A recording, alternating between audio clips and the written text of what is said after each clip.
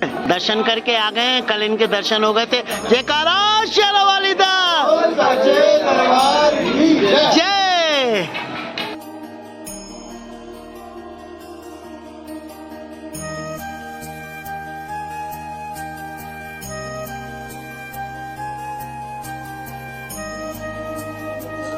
जय माता दी दोस्तों। कहते हैं कि सच्चे मन से माता का स्मरण करने पर ट्रेन अथवा बस का सफर करने के पश्चात आप पहुंचते हैं Katra railway station. Railway station से जब आप लेफ्ट की ओर जाते हैं तो आपको मिलता है ऑटो स्टैंड।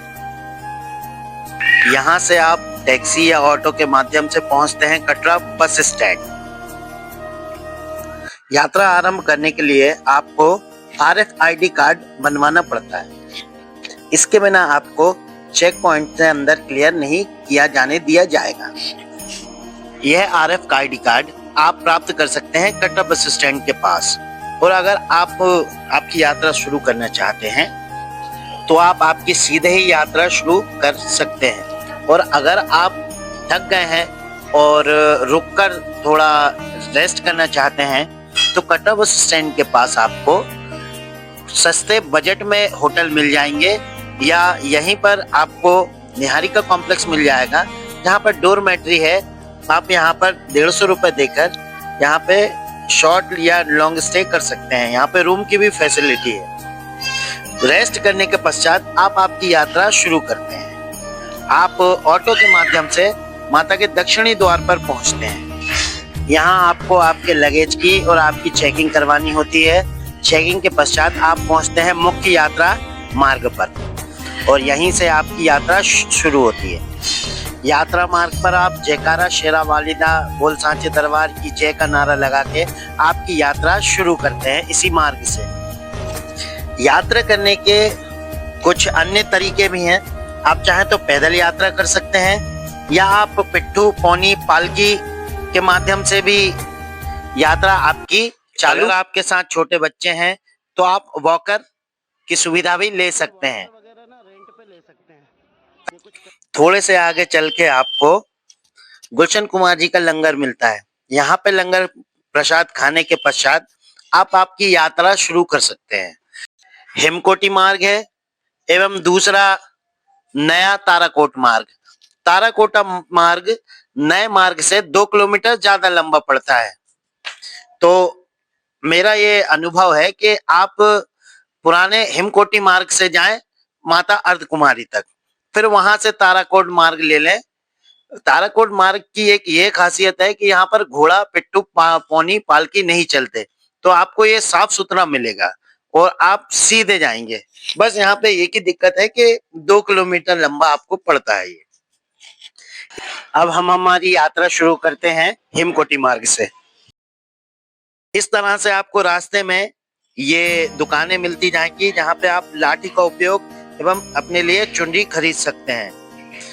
आगे बढ़ते हैं तो आपको मिलते हैं बाणगंगा। अब बाणगंगा के घाट के दर्शन कर रहे हैं। फिलहाल ये घाट क्रमांक 1 है। तो यहाँ पे माता बाणगंगा का मंदिर है जिसके आप दर्शन कर रहे हैं। तो माता बाणगंगा की जय बोल के हम आगे की ओर प्रस्थान करेंगे तो आपको मिलेगा शुभ्रा भवन। यहाँ पर हलवा एवं चने की अच्छी व्यवस्था कराई गई है जो शाइन बोर्ड द्वारा संचालित किया जाता है एवं आप यहाँ पर बैठकर थोड़ा विश्राम भी कर सकते हैं।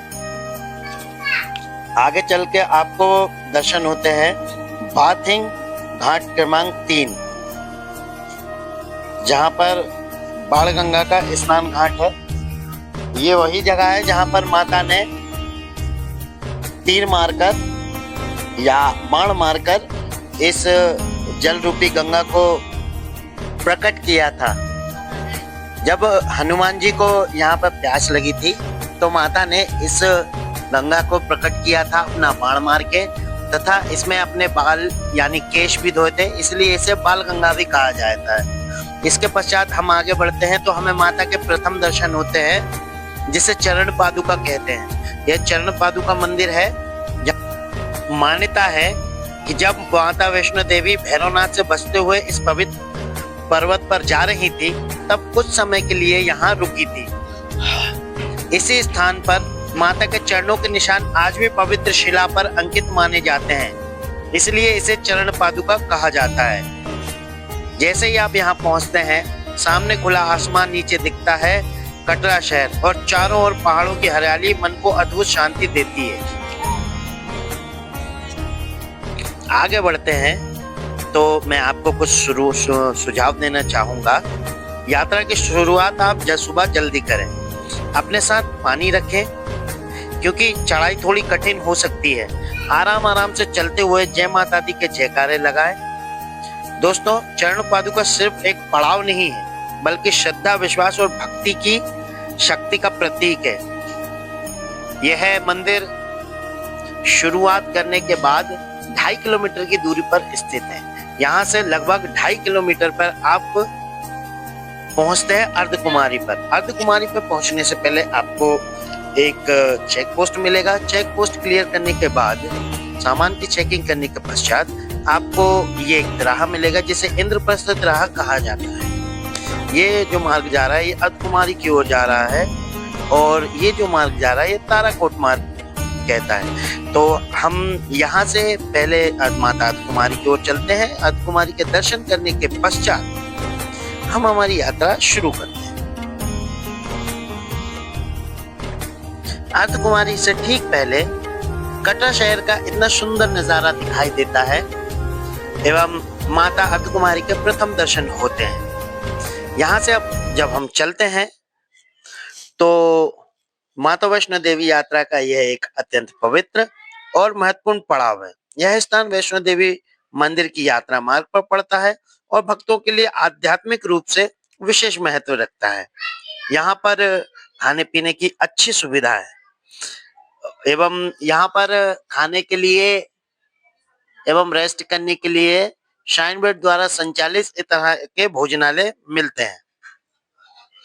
यहाँ से 2 रास्ते कटते हैं, एक पुराना हिमकोटी मार्ग एवं एक नया ताराकोट मार्ग।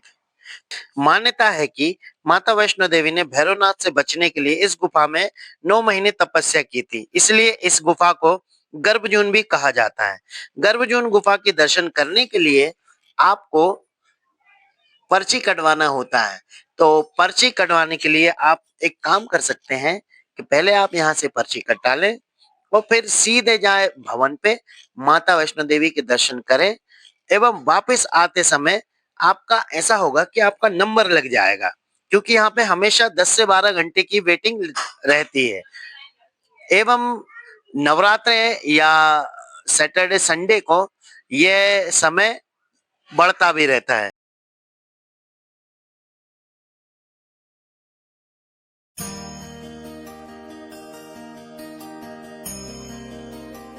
ये पहले आओ पहले पाओ के आधार पर आपको मिल जाती है। अगर आप बैटरी कार की बुकिंग कराना चाहते हैं तो बैटरी कार की बुकिंग भी यहाँ से ऑफलाइन हो जाती है, और अगर आप ऑनलाइन करके आए हैं तो आप आपके स्लॉट के हिसाब से यहाँ पे अपनी वैन में बैठ सकते हैं। बात करें चार्जेस की, तो एक तरफ का एक प्रति व्यक्ति 450 रुपए आपको देना होता है। इसके पश्चात आप पहुंचते हैं डोसा पॉइंट पर। डोसा पॉइंट जो कि हिमकोटी पर पड़ता है, जो खाने की एक बहुत अच्छी उत्तम व्यवस्था है, और यहाँ पे एक सहायता केंद्र भी है। अगर आपको किसी भी प्रकार की कोई मेडिकल इमरजेंसी आए तो आप यहाँ पे सहायता ले सकते हैं। ये शाइन बोर्ड द्वारा संचालित है। यहाँ एक्चुअली क्या है कि जगह जगह पर शाइन बोर्ड द्वारा संचालित इस तरह के खाने पीने के आउटलेट्स आपको मिल जाएंगे, जो आपको बिल्कुल समस्या नहीं होने देते हैं खाने पीने से संबंधित। यहाँ पे पानी एवं टॉयलेट्स की भी काफी अच्छी साफ सफाई एवं सुविधा है, एवं हेलीकॉप्टर की भी यहाँ पे अच्छी सुविधा है। हेलीकॉप्टर के लिए आपको 2250 प्रति व्यक्ति के हिसाब से चार्ज दिया जाता है। यहाँ से चल के फिर आप पहुँचते हैं पार्वती भवन। यहाँ ये 3 मंजिला एक बिल्डिंग है, जहाँ पर रुकने के लिए होटल रूम्स हैं और रखने के लिए आपके लॉकर रूम्स है। आप आपका सामान यहाँ पे रख सकते हैं। यहाँ पे डिजिटल लॉकर रूम्स है और आप ऑफलाइन लॉकर भी आप यूज़ कर सकते हैं। 50 रुपये आपको प्रति बैग के हिसाब से चार्ज किया जाता है। और उसी के ठीक सामने ये आप जो देख रहे हैं, यहाँ पे भेंट शॉप है। यहाँ भेंट लेके आप माता रानी के भवन के दर्शन करते हैं। अपने सामान लॉकर की सुविधा उपयोग करके फिर आप जाते हैं माता रानी के दर्शनों के लिए। एवं माता रानी जहाँ पे माता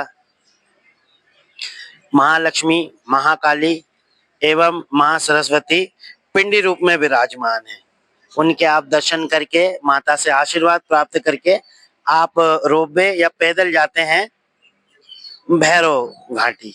रोपवे के लिए आपको आने जाने के लिए 100 रुपये या तो ऑफलाइन या ऑनलाइन चार्ज किया जाता है। ऑनलाइन आप यूज कर सकते हैं।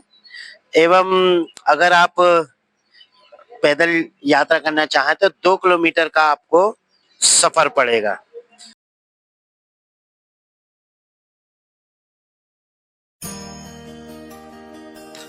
जब माता ने भैरवनाथ जी का शीश काटा था तो वह सिर इसी स्थान पे आके गिरा था। एवं माता रानी ने भैरवनाथ जी को यह आशीर्वाद दिया था कि जब तक माता के दर्शन करने के पश्चात जो भी भक्त भैरवनाथ जी के दर्शन नहीं करेगा तो उसकी यात्रा संपूर्ण नहीं मानी जाएगी। तो ये थी संपूर्ण जानकारी। अगर आपको ये जानकारी पसंद आई हो तो चैनल को सब्सक्राइब करें, लाइक करें, कमेंट करें और सभी तक ये जानकारी पहुंचे इसलिए इस वीडियो को शेयर भी करें। जय माता दी, जय माता वैष्णो देवी।